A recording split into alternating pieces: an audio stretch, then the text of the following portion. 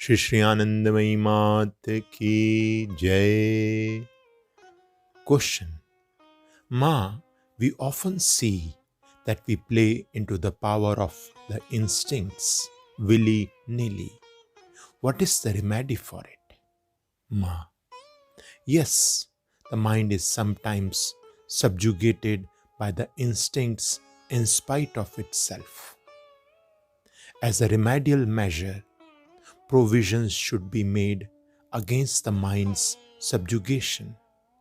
But when one is eager, both provisions and their implementation are taken care of. Question. But good ideas and faculties will not be activated so long as there is a hangover of the past. Ma, you educate children against their will. Some such measure will have to be adopted here also. Children are averse to studies. They are more fond of play than studies. In their case, you do not wait till they have played themselves out of their fascination for games before undertaking their education. As you forcibly educate children despite their inclination for games, so it is with religious practices. Even after being born as a human being, a rare gift from God, my days shall be frittered away in doing nothing. I shall not able to realize God and must submit to various sufferings, being plowed back to the cycle of birth and death. Ruminating in this way, one should acquire a relish for the name. All aim at joy and peace. Worms and insects also desire joy and peace.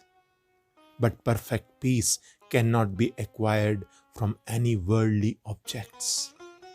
The mind is flitting restlessly from one object to another. That too is in bid for attaining joy and peace. The mind is in pursuit of worldly objects such as money, respect, fame, and the like, in the hope of obtaining joy and peace. But these imperfect bits of joy cannot make him happy. He wants perfect joy. The mind is restless because it does not get it. So I say, offer good food to the mind. Kirtan, meditation, repetition of name and japa are food for the mind. If these are fed into the mind, it will one day settle down to peace. Whatever else offered to the mind will not appease it, for they are worldly objects having the property of keeping up the wants interminably. Suppose one owns 4 or 5 houses, but this does not satisfy his cravings, and he thinks he would be happier with another house. Again, a few thousands of rupees saved makes one inclined to saving still more. It is true for every worldly object.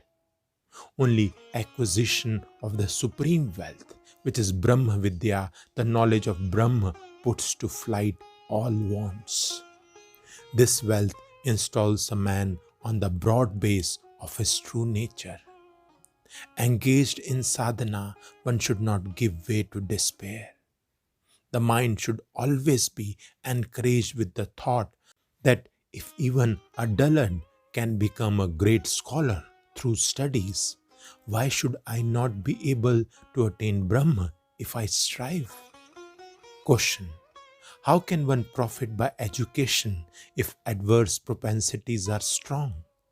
You have spoken of fathers educating his son by force, but if it is the other way about, the son dragging the father perforce to games, then who would teach him?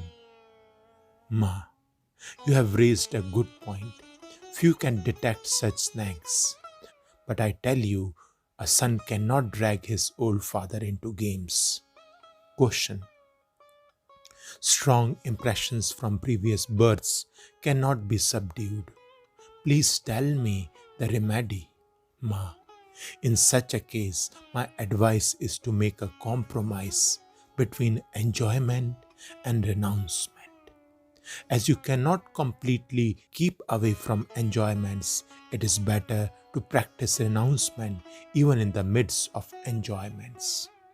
As for example, you may take rich meals for 6 days in a week and take only rice and some boiled vegetables for the remaining one day.